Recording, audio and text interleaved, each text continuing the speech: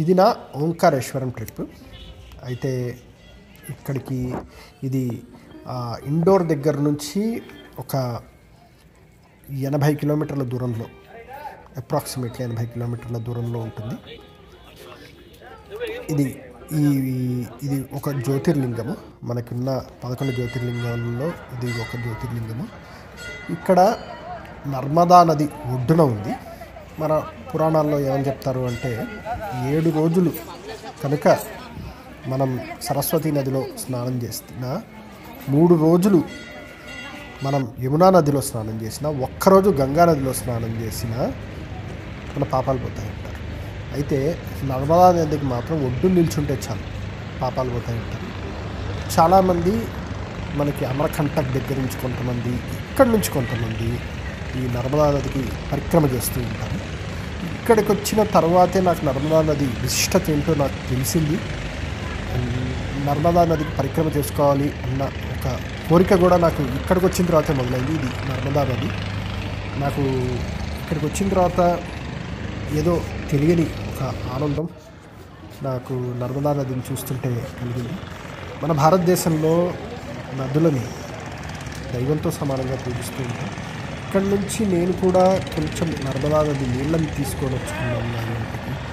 మా ఇంటికి తీసుకొచ్చిన నా నర్మదా నది నీళ్లు రోజు ఇప్పటికీ కూడా నేను సాయంత్రం అయితే శివుడికి అభిషేకం చేసుకుంటూ ఉంటాను. నర్మదా నది నీళ్లు కొన్ని. ఇది గాయత్రి మాత దేవాలయం ఇక్కడ ఎక్కడ పైన ఉంది. చాలా అసలు ఈ చోట్ల ఎక్కువ మంది రద్దీ ఉండదు.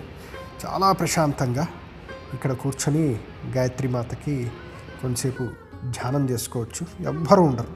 చాలా ప్రశాంతంగా, చాలా ఆనందంగా గాయత్రి జపం చేసుకుంటూ ఇక్కడ కూర్చోవచ్చు. ఎంతో ఆనందం కలుగుతూ ఉంటుంది ఇలాంటి పుణ్యక్షేత్రాలకి వచ్చిన ప్రతిసారి.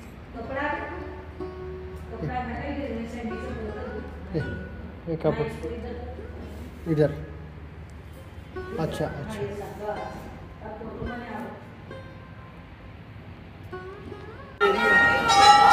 ఇది ఓంకారేశ్వరంలో మెయిన్ టెంపుల్లో చాలా రద్దీగా ఉంటుంది. నేను వెళ్ళిన రోజు రావడం జరిగింది. ఈ దర్శనం అయిపోయి మళ్ళీ నేను అదే బస్సు పట్టుకొని తిరిగి ఉజ్జయిన్కి వెళ్ళిపోయాను. మళ్ళీ ఈ దర్శనం ఎప్పటికీ జరుగుతుంది. స్నానం కూడా చేసుకోవడం ఎంతో అదృష్టం నాకు. నర్మదా నదిలో స్నానం చేయడం